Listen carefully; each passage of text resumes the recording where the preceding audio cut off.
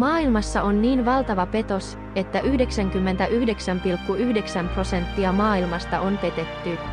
Tämä petos on piilotettu niin hyvin, että koko historia on kirjoitettu uudelleen sen piilottamiseksi. Tämä on viimeinen petos. Sen sijaan, että joutuisin odottamaan videon loppuun paljastaakseni tämän lopullisen Luciferin, langenneen petoksen, kerron sen nyt. Selvästi ja yksinkertaisesti. Totuus on yksinkertaisesti tämä: Jeesus Kristus palasi jo toista paluunsa varten noin vuonna 73 jälkeen Kristuksen. Toistan tämän vielä kerran. Jeesus Kristus, maailman Herra ja Vapahtaja, palasi jo loistokkaaseen toiseen tulemiseensa monta vuotta sitten. Se ei ole tapahtuma, joka tapahtuu tulevaisuudessa. Se on tapahtuma, joka on jo tapahtunut menneisyydessä. Tämä on melko rohkea väite ja on vastoin kaikkia koskaan kirjoitettuja historiankirjoja, paitsi yksi, Raamattu. Raamattu, Jumalan pyhä sana, tukee tätä väitettä 100% ja loput tästä videosta on omistettu tälle totuudelle.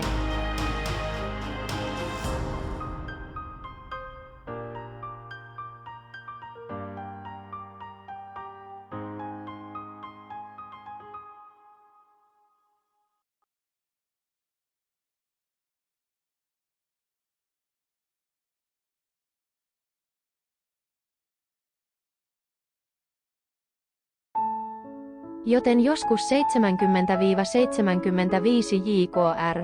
Tarkka päivämäärä ei ole tärkeä juuri nyt, Jeesus Kristus palasi. Hän tappoi antikristukset, tuhosi punaisen lohikäärmeen ja lähetti kaikki saatanan kätyrinsä pohjattomaan kaivoon, jossa he yhdessä saatanan, Haleliin, kuten häntä Raamatussa kutsutaan, kahlittiin 1000 vuodeksi pohjattomaan kuoppaan. Kuilu. Tämä 1000 vuotta tunnettiin Kristuksen 1000-vuotisena hallituskautena. Aika, jolloin paha ei ollut läsnä maan päällä ja maailma oli viaton ja syntyi uudelleen. Jeesus, Messias hallitsi ja maailma menestyi. Jeesuksen Kristuksen 1000-vuotisen hallituskauden jälkeen saatana vapautettiin pohjattomasta kuopasta lyhyeksi ajaksi. Ja hänen lyhyen vapautumisensa aikana saatana ja hänen kätyrinsä olisivat vapaita pettämään koko maailmaa. Tämä olisi äärimmäisen petoksen aikaa, missä musta on valkoista ja väärä näyttää oikealta. Ja tätä aikaa elämme nyt. Pienen kauden aika, nyt on suuren petoksen aika. Moderni maailma, ja 99,9% maailmasta on petetty. Nyt on aika katsoa todisteita. Katsotaanpa todistusta, ja todiste tulee keneltäkään muulta kuin ilmoittajalta itseltään, Johannes Patmoselta.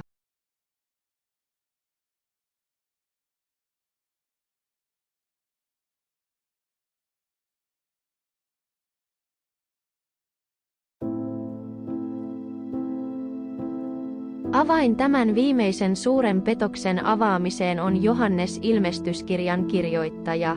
Ja tästä aloitamme tarinamme. Johannes ilmestäjästä tiedetään hyvin vähän. Muut hänen nimensä saattoivat olla Johannes evankelista, Johannes Patmoslainen, Johannes jumalallinen ja Johannes teologi. Yleinen yksimielisyys on, että Johannes ilmestäjä oli sama Johannes, joka kirjoitti Johanneksen evankeliumin. Tämä oli Johannes opetuslapsi, opetuslapsen Jaakobin veli, Sebedeuksen ja Salomiin poika. Johannes mainittiin lukuisia kertoja Luukkaan, Markuksen ja Matteuksen evankeliumissa. Mutta kummallista kyllä, häntä ei koskaan mainittu edes kerran Johanneksen evankeliumissa.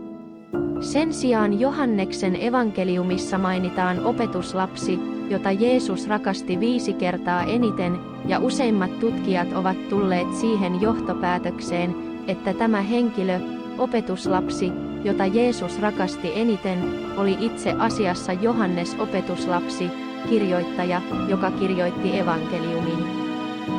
Jeesuksen aikaan oli yleinen käytäntö, että kirjailija ei maininnut omaa nimeään kirjoituksissaan.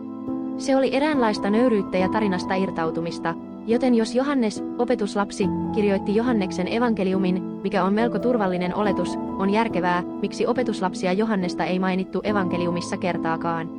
Pohjimmiltaan hän ei halunnut nimetä itseään. Nyt vastoin yleistä käsitystä itsensä kutsuminen opetuslapseksi, jota Jeesus rakasti eniten, oli kaukana ylpeyden ilmauksesta. Sen sijaan John viittasi itseensä suurella nöyryydellä. Varsinainen käännös kreikasta oikealla verbiajalla on oppilas, jota Jeesus jatkuvasti rakastaa. Toisin sanoen Johannes oli nöyrä ja tunsi olevansa siunattu, että Jeesus Kristus jatkoi rakastamistaan hänen monista epäonnistumisistaan huolimatta. Tästä syystä hän ei ehkä maininnutkaan nimeään Johanneksen evankeliumissa. Hän ei tuntenut olevansa arvoinen. Olivatko Johannes ilmestäjä ja opetuslapsi sama henkilö vai eivät, sillä ei ole mitään merkitystä tarinallemme. Ei yhtään eroa, mutta jos Johannes opetuslapsi oli Johannes ilmestäjä, niin tämä mies oli vastuussa Uuden testamentin kirjoittamisesta enemmän kuin yksikään alkuperäisestä 12 opetuslapsesta, noin 20% Uudesta testamentista. Hän olisi kirjoittanut Johanneksen evankeliumin, Johanneksen kirjeet 1, 2 ja 3 sekä ilmestyskirjan. Vain Paavali ja Luukas kirjoittivat lisää, mutta Johannekselle, opetuslapselle, jota Jeesus rakasti edelleen eniten, Jumala uskoi Kristuksen toisen tulemisen viimeisen ilmestyksen. Joten vuonna 33 jälkeen Jeesuksen Kristuksen kuoleman, ylösnousemuksen ja taivaaseen astumisen jälkeen 12 opetuslasta tekivät ohjeiden mukaan ja levittivät hyvää uutista monille ihmisille. Levittäessään Jeesuksen Kristuksen evankeliumia Roomassa, Johannes ilmestäjä pidätettiin ja tuomittiin kuolemaan ja pudotettiin kiehuvaan öljysäiliöön ja tuli ulos täysin vahingoittumattomana. Sitten sanottiin, että jokainen, joka näki tapahtuman Kolosseumissa, polvistui välittömästi ja kääntyi kristinuskoon ja palvoi yhtä tosi Jumalaa. Jotkut perinteet sanovat myös, että Johannes ilmestäjä poltettiin elävältä ja pakotettiin juomaan myrkkyä, ja selvittyään molemmista hänet karkotettiin pienelle Kreikan saarelle Patmoselle, joka oli tuolloin vankilasiirtomaa. Täällä Johannes ilmestäjä sai profetian lahjan kaikkivaltialta Jumalalta ja kirjoitti ilmestyskirjan. Vuosi oli 95 jälkeen Kristuksen. Kuten useimmat tutkijat ovat samaa mieltä, jonkin ajan kuluttua sen jälkeen Johannes ilmoittaja vapautettiin Patmosta ja matkusti Efesokseen, Kreikan Aionan saarelle, missä hän kuoli luonnollisiin syihin noin vuonna 100 jälkeen Kristuksen. Tänne myös hänen ruumiinsa uskotaan haudatun. Hän eli noin 100-vuotiaaksi ja oli ainoa opetuslapsi, joka ei joutunut marttyyrikuolemaan, kuten perinne sanoo.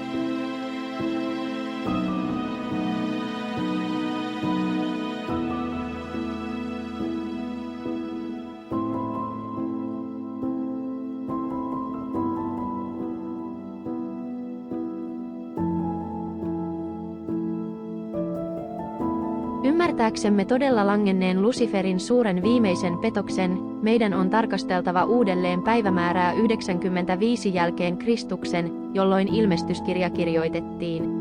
Useimmat historian ja raamatun tutkijat ovat yhtä mieltä siitä, että ilmestyskirja kirjoitettiin noin vuonna 95 jälkeen Kristuksen. Mutta syytä, miksi, ei koskaan tarkastella kokonaan. Ilmestyskirja on päivätty vuoteen 95 jälkeen Kristuksen, pääasiassa yhden miehen, Eusebiuksen kesarealaisen, kreikkalaisen kirjailijan, joka eli noin vuosina 260–339 JKR takia. Eusebiusta pidetään kirkkohistorian isänä, ja kirjoituksissaan Ecclesiastical History hän kertoo seuraavaa: kun Domitianus oli hallitessaan 15 vuotta, Nerva onnistui. Domitianuksen tuomiot kumottiin, ja Rooman senaatti määräsi epäoikeudenmukaisesti karkotettujen palauttamisesta ja heidän omaisuutensa palauttamisesta. Ne, jotka sitoutuivat noiden aikojen tarinan kirjoittamiseen, kertovat sen. Myös tuolloin muinaisten kristittyjen tarina kertoo, että apostoli Johannes asettui saarelle karkotuksensa jälkeen asumaan Efesoon. Keisari Domitianus hallitsi Roomaa vuosina 81–96 ja hänen seuraajansa keisari Nerva hallitsi Roomaa vuosina 96–98 JKR. Joten jos keisari Domitianus tuomitsi Johannes ilmoittajan Patmokselle ja keisari Nerva vapautti hänet, John olisi vapautettu Patmosta vuonna 96 jälkeen Kristuksen. Ja tästä syystä useimmat historiantutkijat ovat päättäneet, että ilmestyskirjan Johannes kirjoitti luultavasti noin vuonna 95 jälkeen Kristuksen tai muutamaa vuotta aiemmin. Nyt jää kysymys, voimmeko luottaa siihen, mitä Eusebius kirjoitti. Loppujen lopuksi Eusebius syntyi noin 230 vuotta Kristuksen syntymän jälkeen. Hän ei ollut koskaan tavannut Johannes ilmoittajaa. Useimmat historioitsijat sanovat kyllä, voimme tietysti luottaa Eusebiukseen, hän on loppujen lopuksi kirkkohistorian isä. Eusebiuksen oletettiin olleen Ireneuksen oppilas, toisen Kirkkoisan ja Ireneuksen oletettiin olleen Polygotin oppilas, toisen Kirkkoisan ja Polygotin oletettiin olevan Johannes Ilmoittajan suora opetuslapsi. Jälleen enemmän syytä meidän pitäisi luottaa Eusebiukseen, joten on muutamia syitä, miksi meidän pitäisi luottaa siihen, mitä Eusebius sanoo. Onko syytä epäillä sitä, mitä Eusebius sanoo? Mahdollisesti. Ensinnäkin Eusebius totesi, että ilmestyskirja pitäisi ja ei pitäisi sisällyttää Uuteen testamenttiin. Kirjoituksissaan kirkkohistoria Eusebius kuvailee 4 tekstiluokkaa. Ensimmäiset tekstit, jotka ovat yleisesti tunnustettuja, homologoumina. Toisten pieni kourallinen tekstejä, jotka ovat kiistanalaisia, mutta joita monet pitävät arvovaltaisina ja kannattavina, antilegoumiina. 3. Paskiainen, tekstit, joilla saattaa olla hyväksyttävä teologia, mutta joista puuttuu apostolinen valtakirja, natö. Ja 4. tekstit, jotka ovat harhaoppisia väärennöksiä, anaplasmata. Hämmentävää on, että Eusebius luokittelee ilmestyskirjan nataksi, paskiaiseksi tekstiksi, joka ei kuulu Raamattuun. Eusebius kirjoittaa, mutta tässä on järkevää tehdä yhteenveto siitä, mitä on tehty, Uuden testamentin ilmeiset kirjoitukset. Ja evankeliumien pyhä neliö on järjestettävä ensimmäisille paikoille, joita apostolien tekojen kirja seuraa. Ja tämän jälkeen on laskettava Paavalin kirjeet, sitten näiden lisäksi Johanneksen aiempi kirje ja samoin on vahvistettava Pietarin kirje. Näiden päälle on lisättävä, jos se näyttää oikealta, Johanneksen apokalypsi, mielipiteitä, joita käsittelemme aikanaan.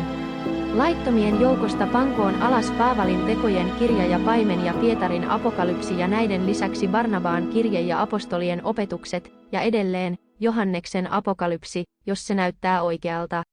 Se on outoa kirkon historian isän kirjoittaa. Toinen syy, miksi Eusebius saattaisi epäillä, on se, että hän oli keisari Konstantinuksen henkilökohtainen elämäkerran kirjoittaja ja asui palatsissa. Hänen kirjoituksensa ovat saattaneet korruptoitua vuosien saatossa. Myös se tosiasia, että jos Jeesus Kristus palaisi vuonna 73 jälkeen Kristuksen, niin koko historia tai suurin osa historiasta voitaisiin väärentää. Voi hyvinkin olla, ettei Eusebiusta ollut edes olemassa. Ehkä Konstantinusta ei ollut olemassakaan. Siitä lisää myöhemmin, joten vastaus on ei. Emme voi pitää Eusebiusta luotettavana lähteenä. Jos ilmestyskirja todellakin kirjoitettiin vuonna 95 jälkeen Kristuksen, meillä on muita eroja. Ilmestyskirjassa 10.11 sanotaan, ja minulle, Johannes, sanottiin, sinun täytyy taas profetoida monista kansoista ja kielistä ja kuninkaista. Jos ilmestyskirja kirjoitettiin vuonna 95 jälkeen Kristuksen, Johannes olisi ollut yli 90-vuotias ja olisi ollut vaikeaa mennä monien kansojen luo ja profetoida monille ihmisille. Toinen ilmestyskirjan kirjoituspäivämäärän 90-95 JKR. Ongelma on, että Johannes Ilmoittaja kirjoitti Jerusalemin pyhästä temppelistä ikään kuin temppeli olisi edelleen pystyssä. Häntä jopa käskettiin mittaamaan se näyssä. Syy tähän on ongelma, koska Jerusalemin pyhä temppeli tuhoutui kokonaan vuonna 70 jälkeen Kristuksen juutalaisten ja roomalaisten välisen kapinan aikana. Täysin tuhoutunut tarkoittaa, ettei yhtään kiveä jäänyt seisomaan. Jeesus Kristus itse puhui Jerusalemin temppelin täydellisestä tuhoutumisesta, ja jotkut, jotka kuulivat hänet, nauroivat pilkkanaan. Jerusalemin temppeli oli yksi suurimmista tuolloin koskaan rakennetuista rakennuksista, eivätkä ihmiset voineet uskoa, että se voitaisiin koskaan tuhota. Onko mahdollista, että Johannes ilmestyskirja ei tiennyt Jerusalemin temppelin tuhosta kirjoittaessaan ilmestyskirjaa? Vai että hän unohti? Epätodennäköisesti. Temppelin tuhoaminen olisi ollut suurin uutinen juutalaisessa yhteisössä sukupolvien ajan. Ja roomalaiset, jotka olivat ylpeitä tuhoamaan temppelin, olisivat mainostaneet tapahtumaa osoituksena voimastaan ja valta-asemastaan juutalaisyhteisössä.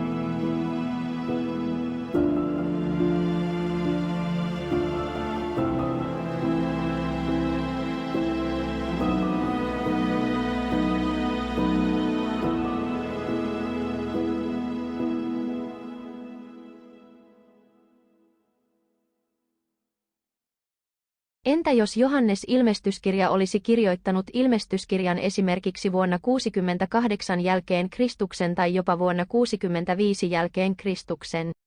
Keisari Neron hallituskaudella asioissa olisi vähän järkeä. Tämä tarkoittaisi, että keisari Nero, jota kutsuttiin Domitukseksi, oli tuominnut Johanneksen Patmokselle, ei Domitianus. Nero oli laajalti tunnettu kristittyjen vainosta. Johannes olisi ollut noin 60-vuotias, mikä on hänelle todennäköisempi ikä saarnata monille kansoille ja kielille sen sijaan, että hän tekisi sen 90-vuotiaana. Lisäksi suurin osa Uudesta testamentista näyttää olevan kirjoitettu ennen vuotta 70 jälkeen Kristuksen. Vain ilmestyskirja on kirjoitettu 25 vuotta myöhemmin. Onko olemassa muita raamatullisia todisteita ilmestyskirjan varhaisesta kirjoituspäivästä? Kyllä on, ja se tulee toiselta kaikkivaltiaan Jumalan profeetalta, jolla oli näkyjä apokalypsista. Tuo profeetta oli Daniel. Daniel oli kuninkaallista syntyperää oleva juutalainen, Daavidin suvusta.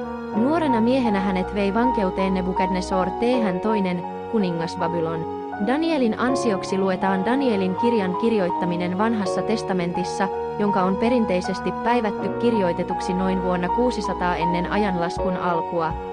Kaikkivaltias Jumala antoi Danielille näyn apokalypsista, mutta enkeli käski häntä sulkemaan kääröt, koska tapahtumat eivät tapahtuisi pitkään aikaan. Johannes Ilmestäjä sai erilaisia ohjeita, häntä käskettiin avaamaan kirjakääröt, koska nämä tapahtumat tapahtuisivat lyhyessä ajassa tai nopeasti. Kreikaksi takos, tai ajankohtainen. Danielin ja Johannes Ilmestäjän välinen aika edustaa lähes 700 vuotta. Johannes Ilmestäjän ja nykypäivän välinen aika edustaa yli 1900 vuotta. Miten 700 vuotta voidaan pitää pitkänä ajanjaksona ja 1900 vuotta lyhyt aika? Toinen pointti on tämä. Johannes Ilmestäjä kirjoittaa myös 7 kuninkaasta. Ja kuningasta on 7, 5 on kaatunut, ja 1 on, ja toinen ei ole vielä tullut, ja kun hän tulee, hänen täytyy jatkaa vähän aikaa. Ja peto, joka oli ja jota ei ole, hänkin on 8 ja on 7 ja joutuu kadotukseen.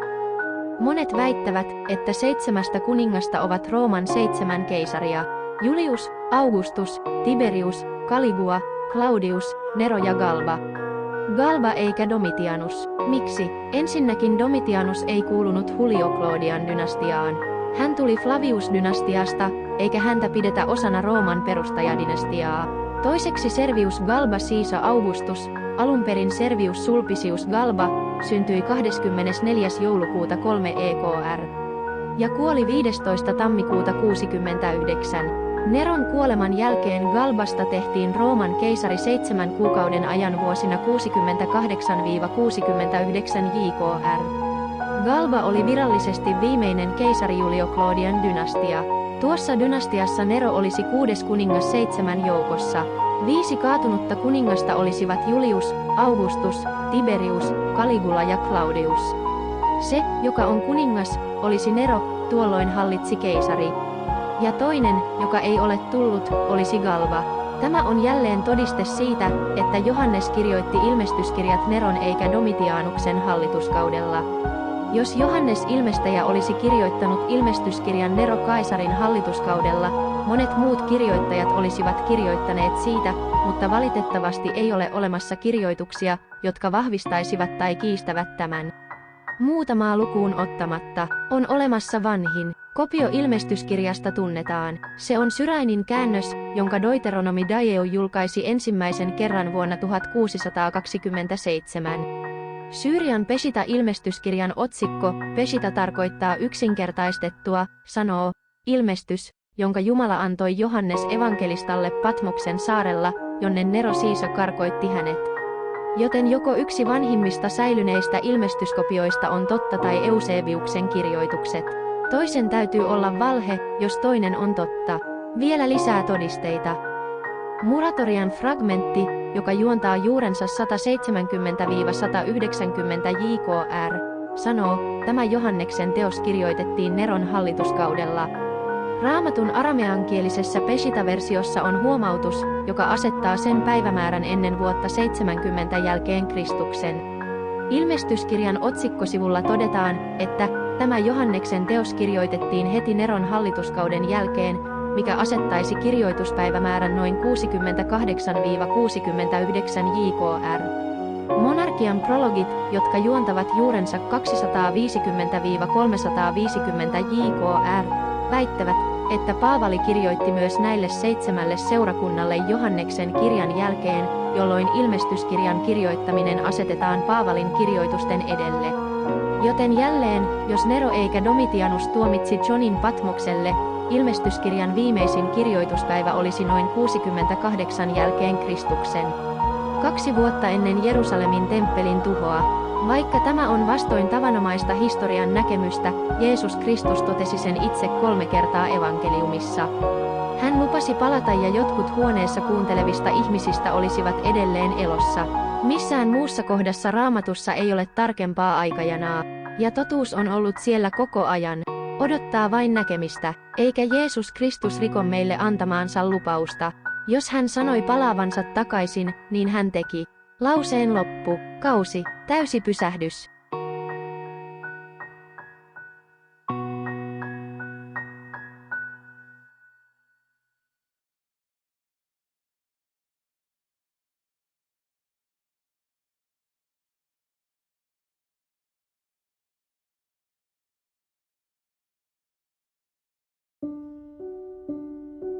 Ei ollut niin vaikeaa huijata maailmaa.